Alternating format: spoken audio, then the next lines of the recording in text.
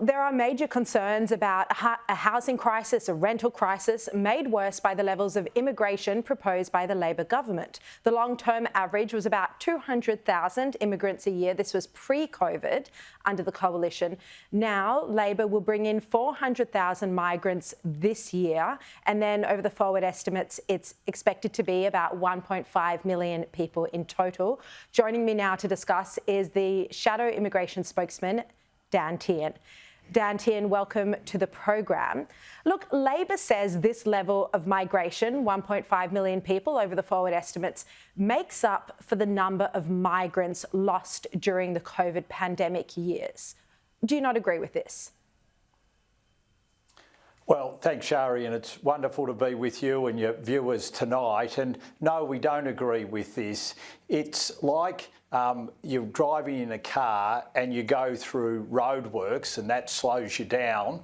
And then what the Labor government is saying, it's all right to break the speed limit as you come out of the roadworks to catch up with what's happened through the pandemic. It makes no sense whatsoever. And what we want to see from the government is a plan when it comes to immigration.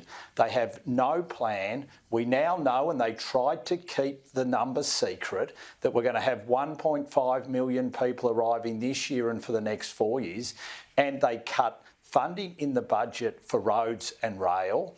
Their housing proposal won't see any new houses built until after the next election. There is a current rental crisis. Our hospital wards are under enormous pressure, and the Reserve Bank has warned that this is putting upward pressure on inflation and will drive interest rates up potentially. So all right. Well, let's break all, down. this lack of plan is really hurting.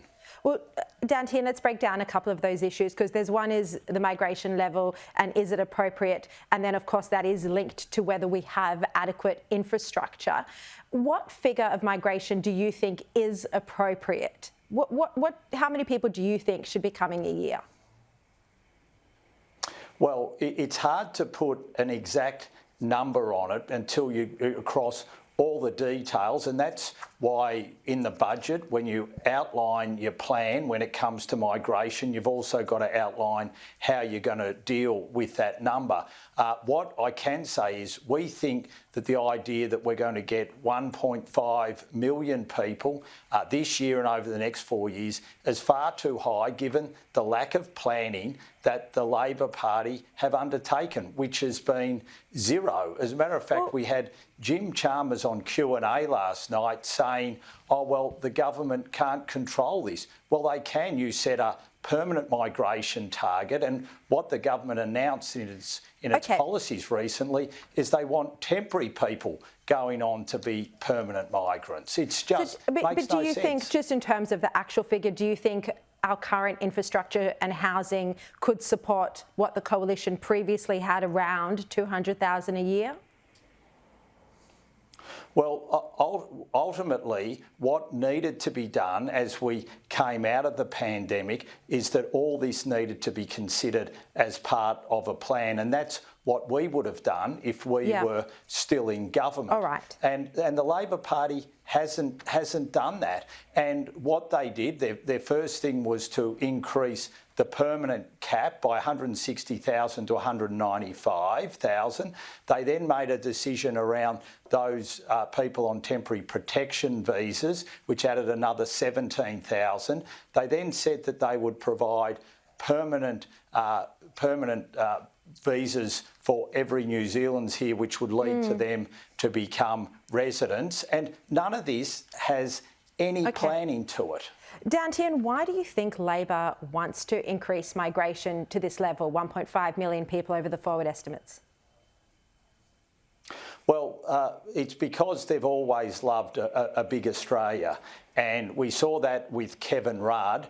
And what we've seen as soon as they've come into government again, this time through stealth until it was called out, but they've always loved this concept of a big Australia. Sadly, it's a big Australia with new plan. Now, people have put forward other reasons as to why they might want to do this. Someone has even suggested to me that they're doing it to garnish votes, but that's something that you would need to put to Andrew Giles. Do you agree with that? Do you think Labor is allowing 1.5 million migrants to get more voters?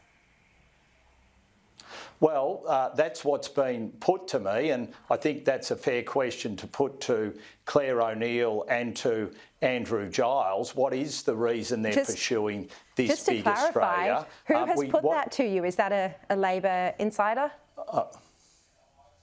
No, not a Labor insider. Someone from the community has put that to me, and they think that there is a fair degree of cynicism when it comes to the approach that Labor is taking. But these are the questions that need to be asked of the Labor Party. Why are you pursuing your big Australia, and what are the reasons for it? All right, Dan Tehan, Opposition Immigration Spokesman, thank you very much for joining me.